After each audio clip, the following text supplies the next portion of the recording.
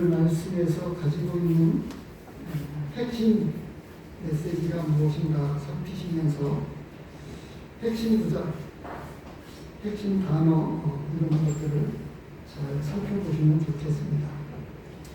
제가 1절에서부터 13절까지의 말씀을 공독해 보겠습니다.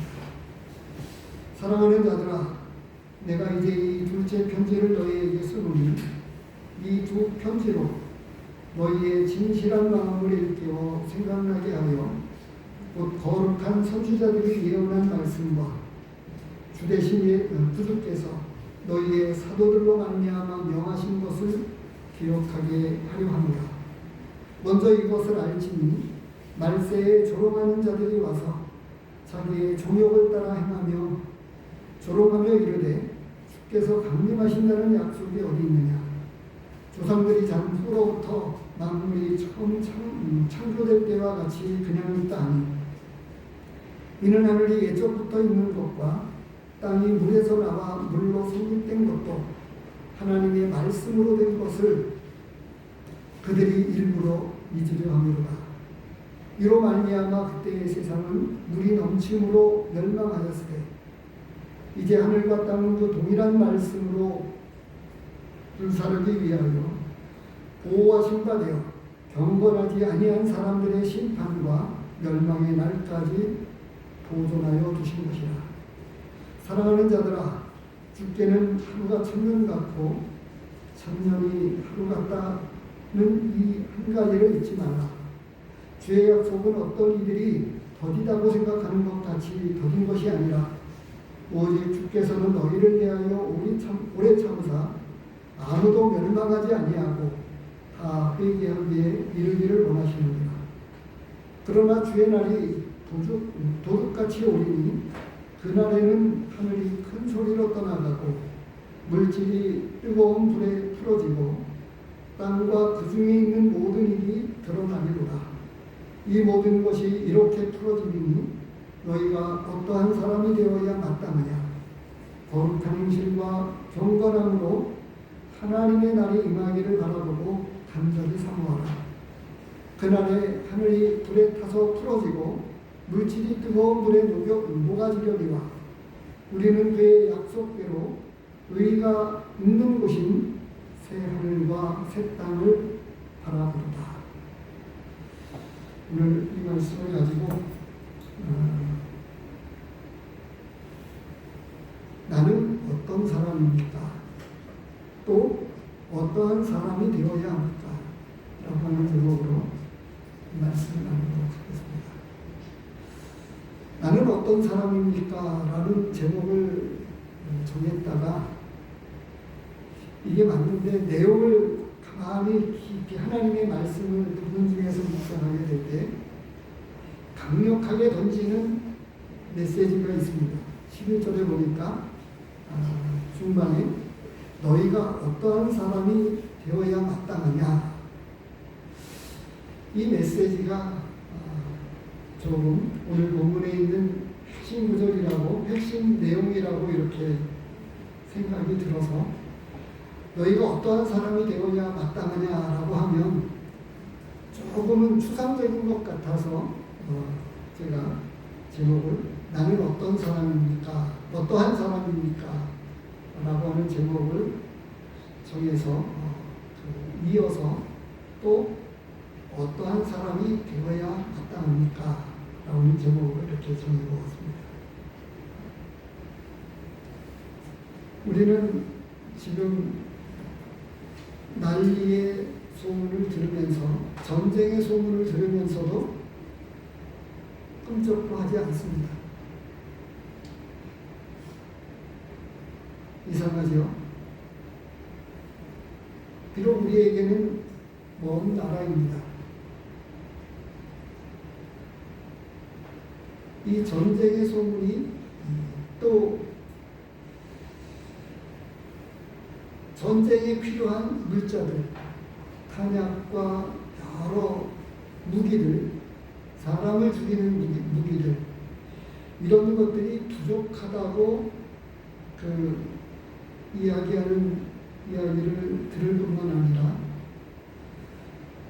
간간히 자주 언급되지는 않습니다만 그래도 이 러시아와의 이런 전쟁에 관한 뉴스를 들으면서도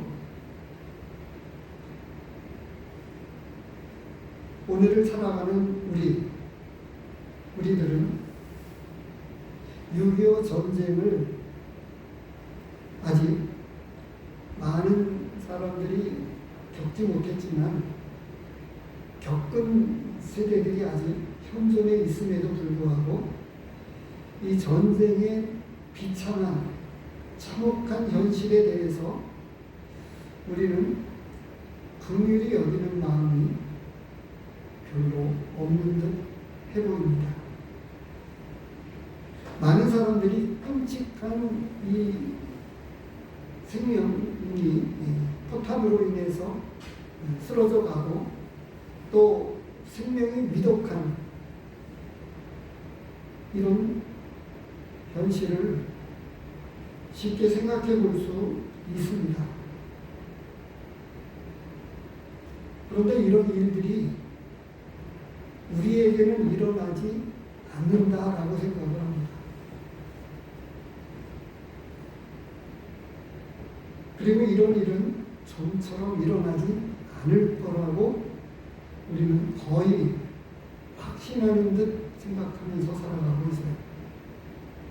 근데 이제 말씀에 보면 오늘 말씀에서 강력하게 던지는 메시지가 있는데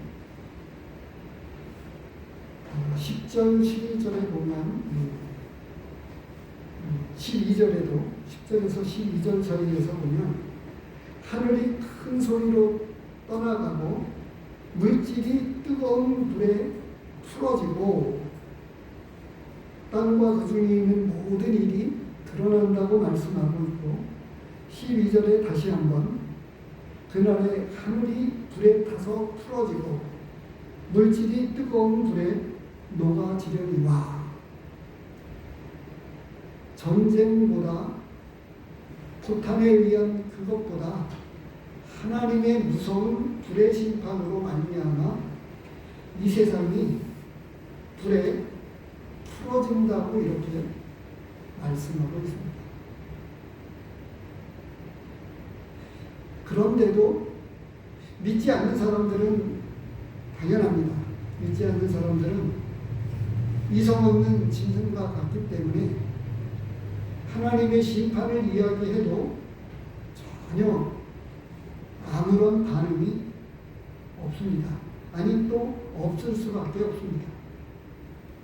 그런데 우리들은 어떻죠? 이 무서운 하나님의 심판에 대해서 알고 있고 우리는 분명하게 확신하고 있습니다. 그런데 이런 무서운 하나님의 심판을 면할 수 있게 되었다라고 하는 이런 은혜를 하나님께로부터 입었습니다. 그래서 오늘 하는 말씀은 우리에게 어떠한 사람이 되어야 하느냐라고 말씀을 하시면서 이러한 사람이 되어야 된다고 말씀을 하고 있어요. 이미 2장에서 살펴본 내용에 관해서 반복해서 아주 강력하게 말씀을 해주고 있습니다. 1절에서 7절까지의 내용이 무엇이냐면 주님께서 4절에 보면 우리 주 예수 그리스도께서 강림하신다고 하는 것입니다.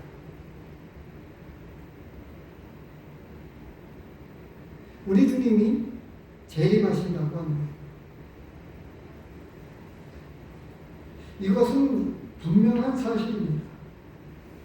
근데 이 강림을, 주의 강림을 기다리는 사람들이 우리 성도들이에요. 많은 사람들이 설을 앞두고 설날을 손꼽아 기다렸어요. 오늘 아이를 픽업하면서 세뱃돈 많이 받았겠다 그랬더니 많이 받았어요. 아주 신나서 이야기를 하더라고요. 근데 꼬리가 약간 시원찮은 거예요. 많이 받았는데 왜? 그랬더니 엄마가 절반을 가져갔어요. 그러는 거예요. 그래서 자기 수중에는 10만 원을 넘게 받았는데 10,000원 정도밖에 없다는 거예요. 아마 아이들은 설날을 앞두고 세뱃돈을 많이 받을 것을 생각하면서 손꼽아 기다렸을 거예요. 아마 우리 희준이와 정아가 그 설날 되면 세뱃돈을 생각하면서 아마 손꼽아 기다렸을 거예요. 예수님의 강림에 대해서, 재림에 대해서 성도들이 손꼽아 기다려야 되는데 오늘을 살아가는 우리는 그렇지 않습니다. 왜 그렇게 된 거죠? 저 역시도 예외는 아닙니다. 말씀에서 비춰보면 저도 아니고 우리 주변에서 보는 많은 성도들도 아닙니다. 근데 말씀은 많은 초대교회 성도들이 그리고 많이 깨어있는 성도들이 주님을 바라봤습니다. 다시 오실 주님을 그렇게 손꼽아 기다렸습니다.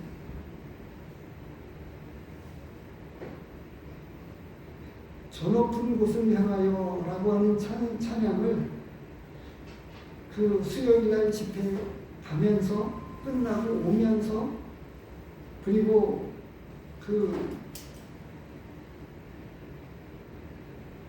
안희숙님이 그 작곡한 내일 일은 난 몰라요. 이 찬양을 부르면서 감동이 되고 그리고 이 찬양을 부르면 왠지 모르는 힘을 얻었었습니다. 근데 시간이 많이 흐르고 난 지금은 이런 찬양을 불러도 무덤덤합니다. 제가 그렇다고 합니다. 소망에 관한 찬송을 부르는데도 별로 그렇게 마음에 와닿지 않아요.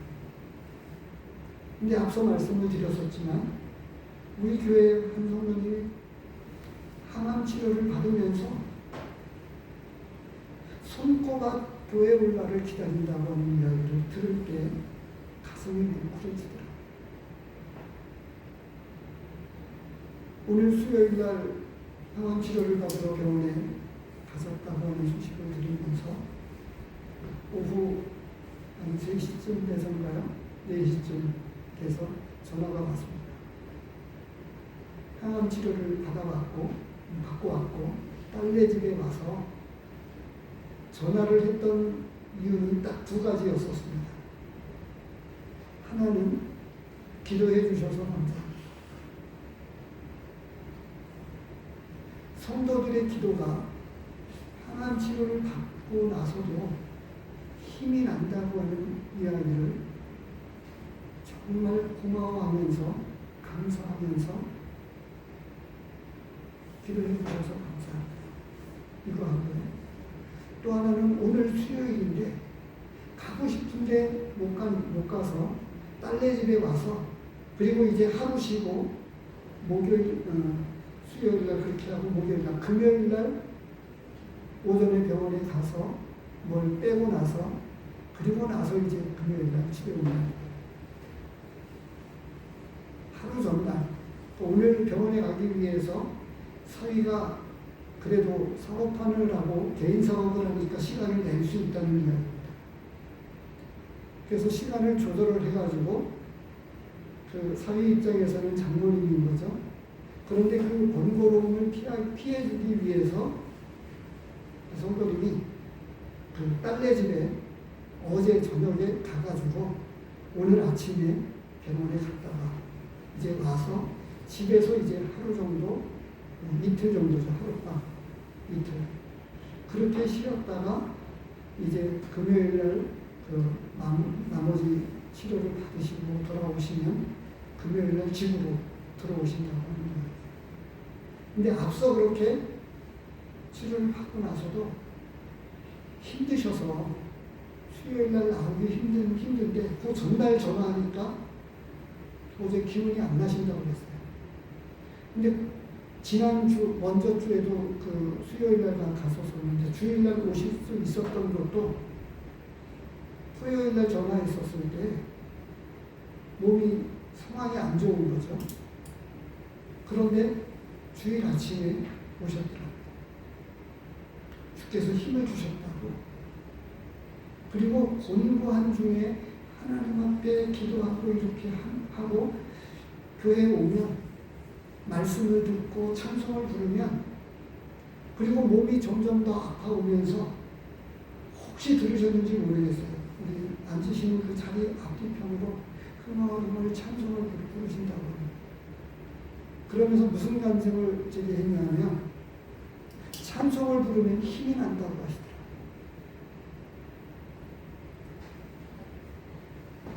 그런 몇 마디 말씀을 들을 때 정말 가슴이 무거웠습니다.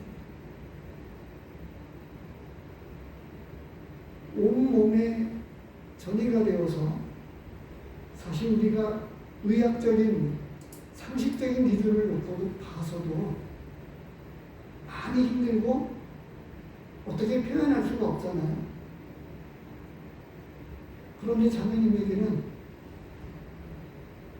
말씀을 듣고 찬송을 부르고 성도들과 함께 있는 게 그렇게 좋고 힘이 나고 마음이 교회에 오면 그렇게 평안할 수 없다고 간증해 주셨습니다.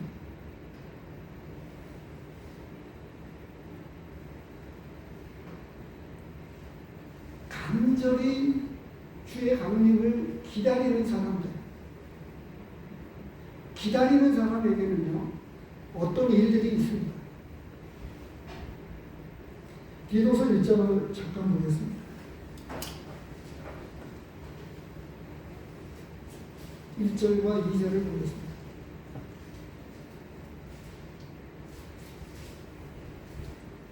제가 최근에 우리 성도님들에게는 지금 올리지 않고 있지만 지금 올리고 있었던 아침 경건의 시간 카톡에 올렸던 거를 저는 지금 계속 하고 있고 올리기 위해서 제가 하고 있는 것이 아닙니다. 그런데 이런 것들을 한번 제가 안산에 다녀온 적이 있었잖아요. 근데 함께 했던 우리 형제님이 그 내용을 보시고서는 자기에게도 보내달라고 그래서 지금 아침마다 우리 교회는 안 올리지만 그 형제님에게 올립니다. 근데 제가 이 기도서를 이제 막 시작을 했어요. 시작을 하고 이제 1장 9절까지 이틀째 됐습니다. 바로 전전날이었는데요. 이 짧은 이 전날에 1절로부터 4절까지의 이 경건의 시간을 가지면서 짧은 구절에게서 제 마음 가운데 큰 동기부여가 되고 주신 말씀이 있었습니다. 1절과 2절 사이에 보면 이렇게 되어 있어요. 하나님의 종이요 예수 그리스도의 사도인 나 바울이 사도된 것은 하나님이 택하신 자들의 믿음과 경건함에 속한 진리의 지식과 영생의 소망을 위함이라. 여기까지입니다. 바울이 사도가 되었던 이유를 이야기하고 있습니다. 사도가 되었던 이유 무엇이라고 이야기한 거죠? 그 다음에 나오고 있는데 나 바울이 사도된 것은 하나님이 택하신 자들의 믿음과 경건함에 속한 진리의 지식과 영생의 소망을 위하여 1절을 빼버리고 이야기하면요. 사도가 된 것은 영생의 소망을 인합니다.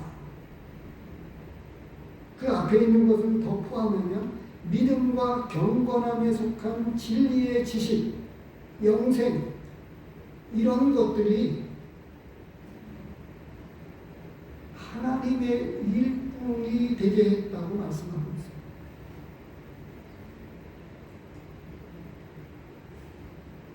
주님을 위해서 살겠다고 하는 이게 넘쳐나게 되었던 것이죠. 그래서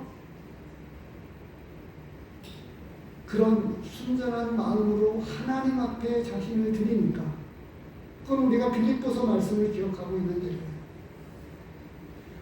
이 세상에 배웠던 높은 학문들과 이런 모든 것들을 다 배설물로 여기고 하나님을 아는 지식이 가장 고상하기 때문에 그가 했던 이런 간증들을 가지고 영생의 소망이 주님을 위해서 살게 만들어 가지고 그로 하여금 하나님께서 자격 있게 만들어 주셔서 사도가 되었다고 말씀하고 있어요.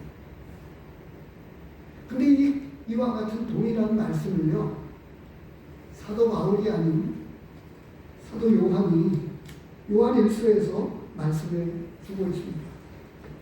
요한일서 3장을 보십니다.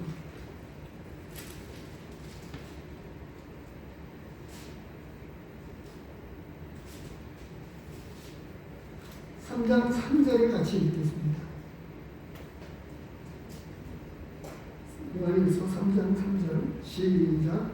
주를 향하여 이 소망을 가진 자마다 그의 깨끗하심과 같이 자기를 깨끗하게 하느니라. 우리에게 소망이 있으면 그 소망 때문에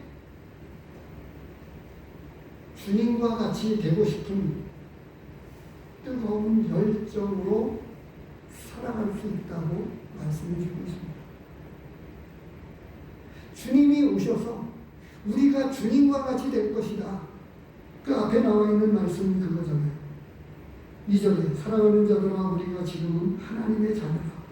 장래에 어떻게 될지는 아직 나타나지 아니하였으나 그가 나타나시면 재림하시면 우리가 그와 같을 줄 아는 것은 그의 참모습 그대로 볼 것이기 때문이니.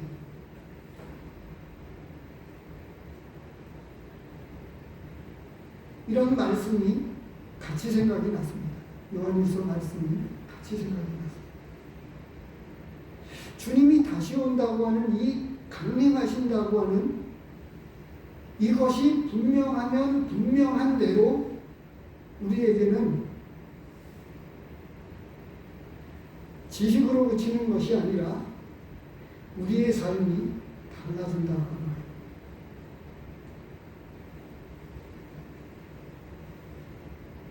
만약에 말입니다. 저희 어머님이 소천하시기 전날 제게 말씀을 하시더라고요. 밤 9시인가 10시쯤 되었어요. 내가 내일이라고 분명하게 말씀하셨는지 모르겠는데 곧 주님 앞으로 갈 것 같다. 이렇게 이야기를 하셨어요. 근데 저는 그것이 내일이라고 이렇게 들렸어요. 그런데 너무 겁이 나가지고 부정을 했습니다. 아니야. 아무런 일도 일어나지 않을 거야. 아직 건강하시고. 스스로를 안위했습니다. 제 마음을 수술했습니다. 그리고 잠이 오지 않았는데 억지로 잠을 청했습니다. 그리고 어머니는 아침에 일찍 우리 큰애, 우리 딸 다은이를 아침을 먹여서 등교를 시키고 아침에 걸어서 안녕 시내까지 운동을 갔다가 돌아오셔서 그 전날 준비해 놓았던 만두를 만드신다고 속을 다 만드셨어요. 그리고 갔다 와서 냉장고 정리를 하다가 쓰러지셨어요. 그 길로 이제 제출혈이 와서 주님 앞으로 가게 되었는데 어쩌면 모든 성도에게 그런 것은 아니겠습니다만 어머니는 아셨던 것 같아요. 지내놓고 나서 그때 그거를 왜 나는 억지로 흘렸을까?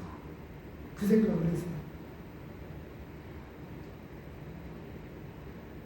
근데 제가 만약에 이런 말씀을 드리는 거예요.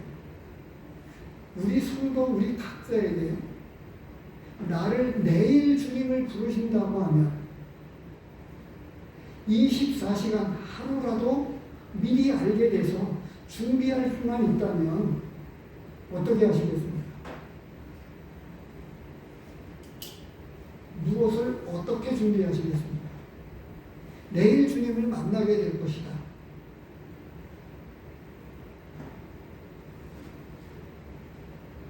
이건 실제입니다. 제가 이 오늘 말씀 가운데서 감동이 받았던 말씀은 8절 말씀입니다. 사랑하는 자들아 주께는 하루가 천년 같고 천년이 하루 같다는 이 한 가지를 잊지 말라. 이 8절 말씀이 어떻게 들려집니까? 어떻게 해석이 되어질 수 있을까요? 나에게 어떤 의미로 이 말씀이 닿고 있습니까? 이 말씀을 묵상하는데요, 하나님 입장에서 시간을 정리하는 거예요. 우리의 시간이 아닌 하나님의 입장에서 보시는 시간 개념.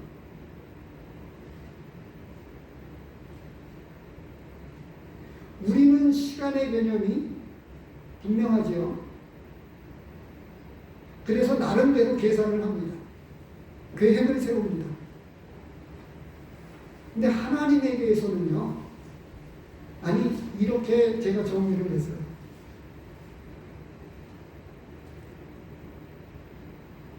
뭐냐면, 영혼을 가진 사람에게는 시간이 무의미하다고 하는 거예요. 제가 전에 그런 말씀을 드렸는데, 문득 제가 전하면서 했던 제 말이 제 안에서 생각이 났어요. 영원한 시간을 가진 사람에게 있어서는 100년이든 10년이든 상관이 없는 거예요. 영원한 시간을 가진 사람이 있다면 그것이 100년이 됐든 10년이 됐든 50년이 됐든 영원에 비하면 그건 시간조차도 안 되는 거예요. 바로 그래서 이 8절 말씀이 그렇게 묵상이 되어졌어요. 하나님 입장에서는 우리에게는 시간 개념이지만 하나님에게 있어서는 시간 개념이 아닌 거예요. 그래서 말씀하고 있는 대로 주께는 하루가 천년 같고 천년이 하루 같다는 이 한 가지를 잊지 말라 말씀하고 있는 거예요. 그래서 오늘 첫 번째로 던지는 말씀이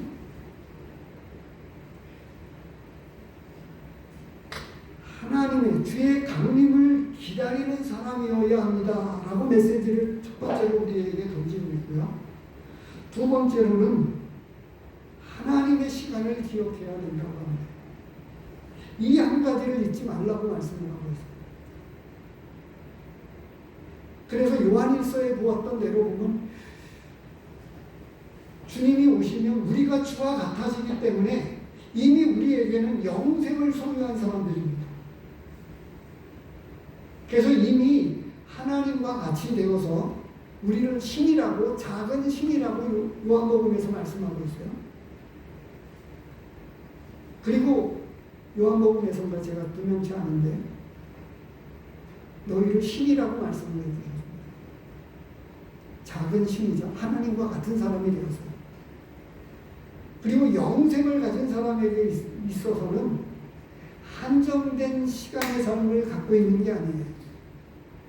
영생을 소유했기 때문에 이미 우리도 하나님과 같이 되어서 영원한 시간을 가진 사람들입니다. 여기서 100년이 아니라고 하는 거예요. 이 땅에서의 100년이 아니고 영원한 시간, 영생을 소유한 사람입니다.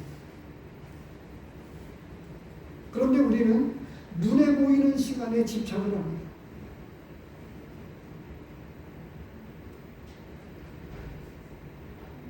하나님의 시간을 기억해야 되는데 왜 그러냐면요, 그 다음 말씀을 보세요. 하나님이 이 땅에서의 시간을 하나님은 어떻게 말씀을 하고 있냐면 은혜의 때라고 말씀을 하고 있는 거예요. 어떻게요? 모든 사람이 구원받기를 위해서 기다리는 시간이라고 말씀하고 있는 거예요.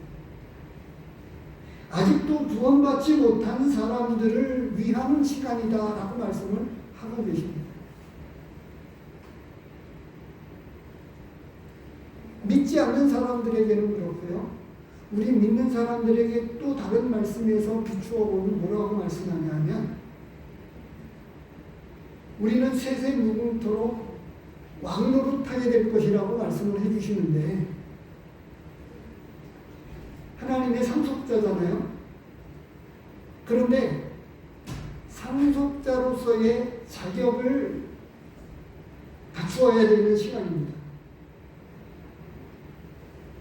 어린아이에게 다이아몬드를 갖다 주거나 금덩이를 갖다 주면 위험합니다. 누군가는 그 다이아몬드나 금덩이를 가져가기 위해서 어린아이를 납치하거나 죽이거나 하겠죠. 제가 예를 들면 아직 그럴 만한 자격이 안 되어 있는 사람에게 왕자의 자리를 우리에게 상속하게 되면 위험해지는 거죠. 하나님의 사람으로 합당하게 하기 위해서 우리는 이 세상을 살아가면서 어떻게 한다고요? 훈련의 시간을 하나님께서 주어져서 우리로 하여금 완전한 자로 세우시기를 원하고 계십니다. 조금도 흠이 없는 사람들로 세우시기를 원하고 계십니다.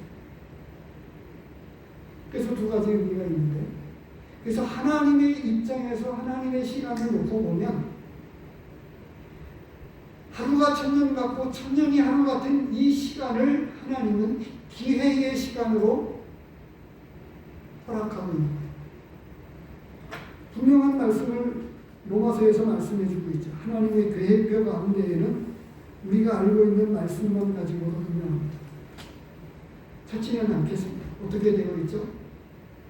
이방인의 충만한 수가 차기까지라고 말씀을 하고 있습니다. 이방인의 때를 이스라엘 시간을 다시금 이스라엘을 회복시키시는데 지금은 이방인에게 그 은혜의 시간을 돌려서 우리를 접붙임 바 되었는데 근데 이제 이방인의 시간이 마감이 되어져서 이스라엘을 다시금 회복시킨다고 말씀을 해주셨어요. 그러면서 이방인의 충만한 수가 딱 차면 이방인의 때를 마감하신다. 이렇게 말씀을 하고 있습니다. 그래서 지금은 이스라엘 백성이 아닌 이방인들을 위한 사람들의 시간들로 은혜의 시간이라고 하는 거죠. 기회의 시간이라고 합니다. 그래서 지금은 우리에게는 조금 고통스럽고 이스라엘 백성들에게도 고통스러운 시간이겠죠. 그런데 아직도 하나님께 돌아올 사람들을 생각하시면서 오늘 본문에서 말씀하고 있어요. 9절에 주의 약속은 어떤 이들이 더디다고 생각하는 것 같이 더딘 것이 아니라 오직 주께서는 너희를 대하여 오래 참사 아무도 멸망하지 아니하고 다 회개하기에 이르기를 원하십니다. 하나님의 시간은 지금 그런 시간들로 우리보다 더 하나님이 기다리고 계십니다.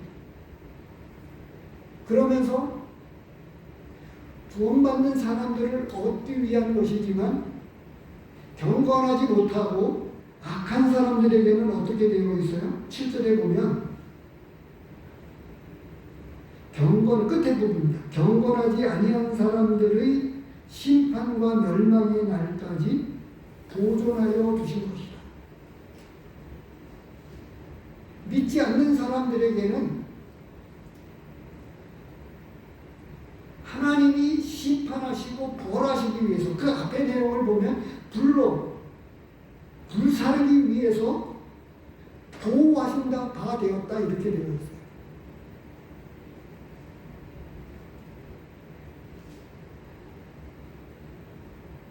원수 갚는 것이 내게 있으니 그 숯불을 머리에 쌓아두라 라고 말씀을 한 대로 지금 하나님께서는 억지로 심판하시고 있는 것을 심판하시고 싶은 사실을 억지로 참고 계십니다. 그리고 부분적으로 지금 마지막 때에 보여주신 그 징조들을 보여주시면서 바람, 쏟아지는 포탄과 미사일과 이런 것들이 이렇게 돼서 이 땅이 얼마나 황폐하게 되느냐. 계시록 말씀에 보면 3분의 1이 불타고 3분의 1이 피바다가 되고 사람의 3분의 1이 죽는다고 말씀해 주고 있어요. 근데 이미 전쟁 가운데에서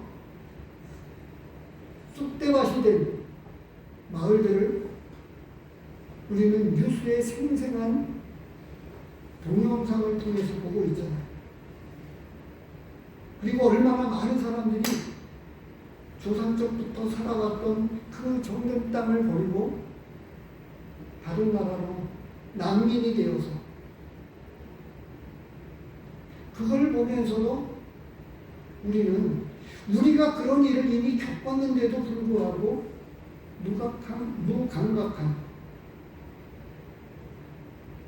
50년에 일어났던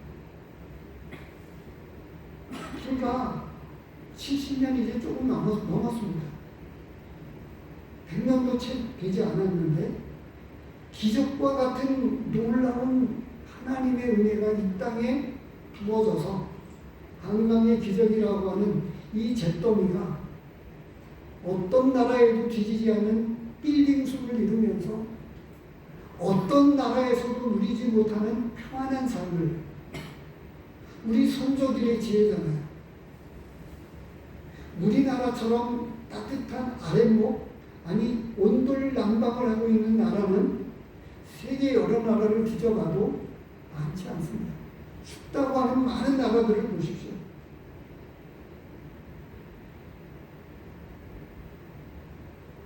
그런데도 하나님의 은혜를 잊어버리고 망각하고 이 땅에 부어주신 은혜를 놓고 생각해보면 우리는 원조를 받아서 세계 유엔이 개입해서 이 땅에 평화가 임했다고 하면 우리는 발벗고 나서서 도와줘요.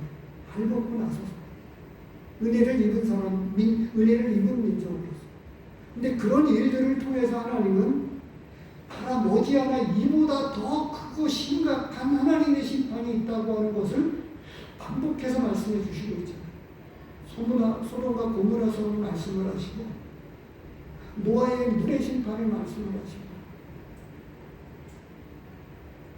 애굽에 임했던 심판을 말씀을 하시잖아요. 그런데도 우리는 아니 믿지 않는 사람들은 그렇다 치자는 거예요. 믿는 성도들이 이 땅을 변화시켜가고 이 땅을 선도해 가야 되는데 영향력을 잃어버렸습니다. 생명력을 잃어버렸습니다.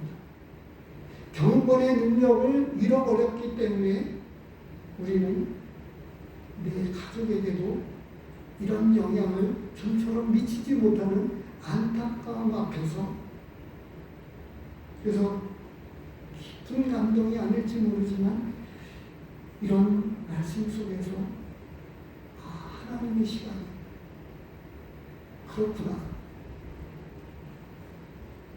그 의미로 제 마음을 여기로 감동을 주셨습니다. 10절에 그러나 주의 날이 도적같이 오니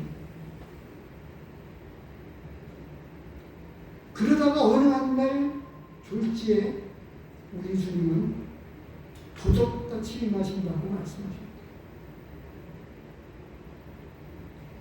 그래서 오늘 본문은 주의 강림을 기다리는 사람이어야 하고 하나님의 시간을 기억해야 된다고 두 번째로 우리에게 말씀을 하시면서 세 번째로 주님이 곧 오셔서 이렇게 이 땅에는 하나님의 심판이 임하게 되는데 이 땅에 있는 시간 속에서 우리는 하나님이 구원하신 일을 기뻐하시는 일을 위해서 전도해야 되면서 그리고 우리에게 말씀해 주시는 게 있죠. 어떻게 해요? 어떠한 사람이 되어야 마땅하냐라고 말씀을 하시고 거룩한 행실과 경건함으로 하나님의 날이 임하기를 바라보고 간절히 사모하라고 말씀하고 있습니다. 지금 억울하고 믿지 않는 사람들이 너무 잘 되고 있는 이미 앞선 시간들을 통해서 시편 73편 말씀이나 이런 것들을 말씀을 드렸습니다. 같이 참고했습니다.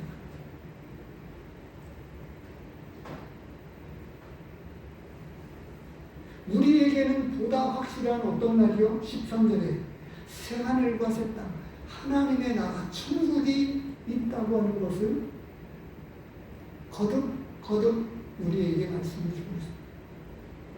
히브리서 말씀을 좀 보겠습니다. 먼저 11절입니다.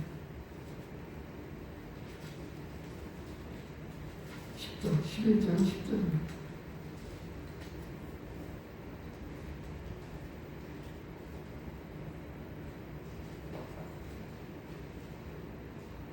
(10절을) 조금 더 실감나게 보기 위해서 9절, 10절을 같이 보겠습니다. 믿음으로 그가 이방의 땅에 있는 것 같이 약속의 땅에 거주하여 동일한 약속을 유업으로 함께 받은 이삭 및 야곱과 더불어 장막에 거하였으니 이는 그가 하나님이 계획하시고 지으신 터가 있는 성을 받았습니다. 많은 믿음의 선진들이, 믿음의 사람들이 11장 2절에서 이야기하고 있듯이 선진들이 이 믿음을 가지고 하나님을 기쁘시게 하면서 영원한 나라, 하나님의 나라, 거룩한 성을 바라보면서 나그네로 살았습니다. 12장을 보시기 바랍니다. 28절입니다. 히브리서 12장 28절.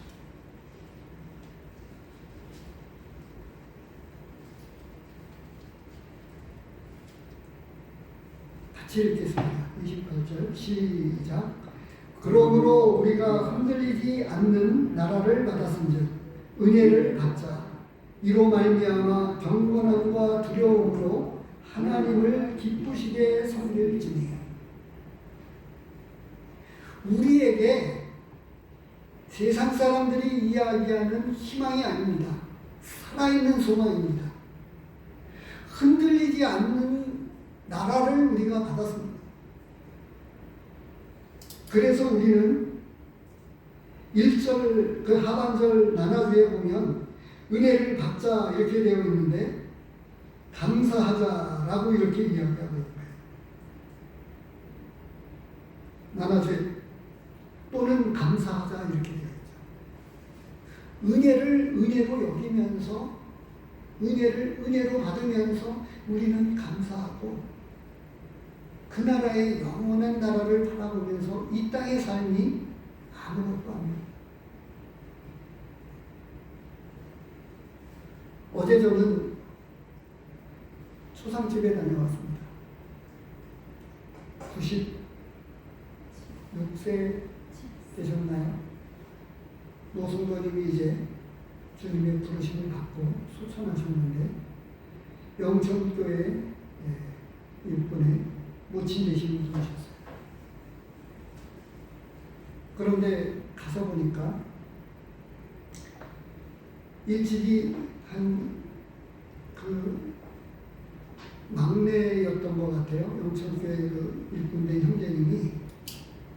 그럼에도 불구하고 오래도록 모셨어요. 30년이 넘게 모친을 모시다가 노년에 이제 병이 있으시고 또 사역을 하셔야 되니까 이런 여러 가지로 인해서 요양병으로 이제 몇 년간 계시다가 주님 나라에 가셨는데 근데 그러는 동안에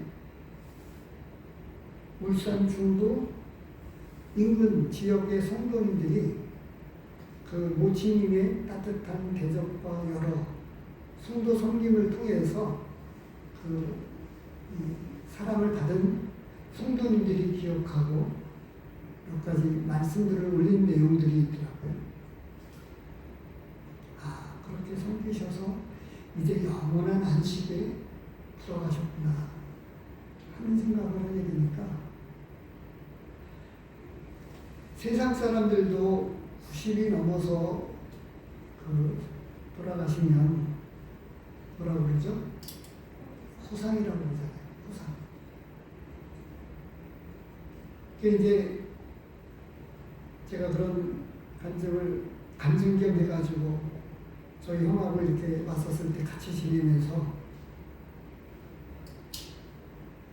너무나 좋은 나라로 옮겨가셨는데 우리는 유교적 색깔을 받아서 자식이 앞서 부모님을 보내면 자식들은 죄인이 되는 거예요. 이게 유교적 가르침입니다. 그러다 보니까 이 자녀들이 우리가 옛날식으로 이야기하는, 근데 그걸 이제 조금 바꾸어서 지금은 죄인이니까 까만 양복과 까만 넥타이를 매는 거예요. 그래서 제가 까만 넥타이를 매지 않고 있음에도 불구하고 좋은 나라에 가셨는데 기뻐해야 되잖아요. 근데 유교적 색깔 때문에 주상집에 가면 예의라고 하는 이 범죄에 묶여가지고 저보고 까만 넥타이를 매야 된다고 그러더라고요. 근데 제가 그러고 싶은 마음이 없었어요. 저희 형이 자기 장모님을 장례식을 치르면서 밝은 양복을 입고 밝게 하고 같이 기뻐하면서 그랬다고 하는 이야기를 들으면서 제가 왠지 모르게 도전이 되었습니다. 그래서 제가 장례식에 가면서 양복은 지금 입는 거와는 좀 다르지만 주일날 입었던 양복, 까만 양복에 넥타이를 지금과 같이 비슷한 넥타이를 낸 거예요. 근데 보니까 몇몇 다른 성도님들이 가지고 있는 믿음을 따라서 그렇게 하고, 말씀해 보면 믿음의 선지인들이 소망을 가지고 살고 이 땅의 삶을 대수롭지 않게 여겼습니다. 한 말씀만 보고 더 마치겠습니다. 시편 60편, 이사야 60장입니다.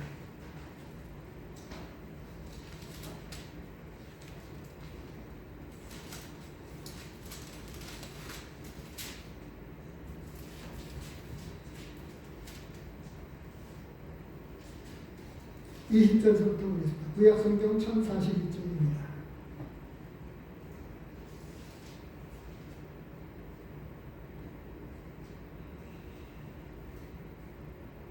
이스라엘 백성들과 이스라엘 민족들에게 하신 말씀인데요.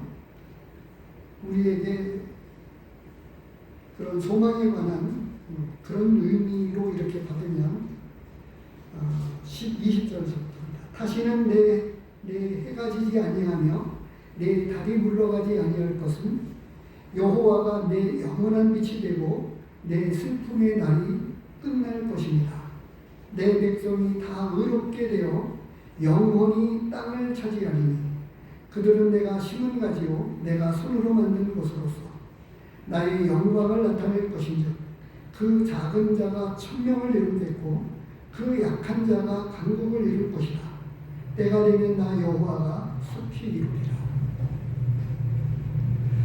포로로 붙잡혀가고 이 정처 없이 떠도는 이스라엘 백성들에게 하나님은 언젠가 나라를 회복시키고 강하게 하셔서 그 19절에 보면 오직 여호와가 내가 영원한 빛이 되며 내 하나님이 내 영광이 되리니 라고 말씀을 하시면서 이런 약속들을 하셨습니다. 근데 이스라엘 백성들에게 하신 약속보다 더 크고 놀라운 약속을 우리에게 이 베드로서 말씀을 통해서 약속해 주셨잖아요. 지금 이스라엘 민족이 어떻습니까? 이스라엘이라고 하는 나라가 어떻습니까? 그 없었던 나라가 방황 끝에 오랜 시간이 걸려서 우린 30년 만에도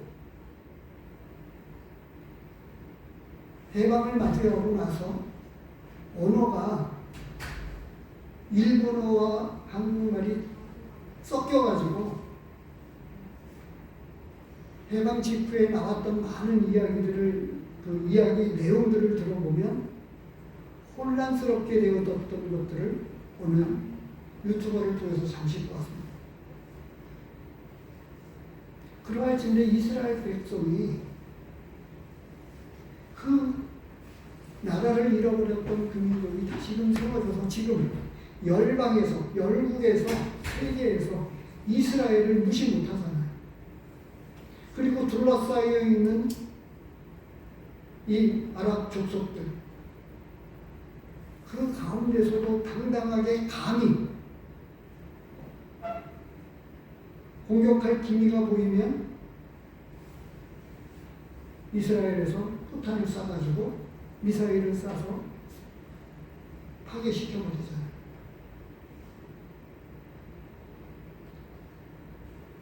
주님이 이 영원한 나라를 앞두고 시간의 기회를 받지 않으면서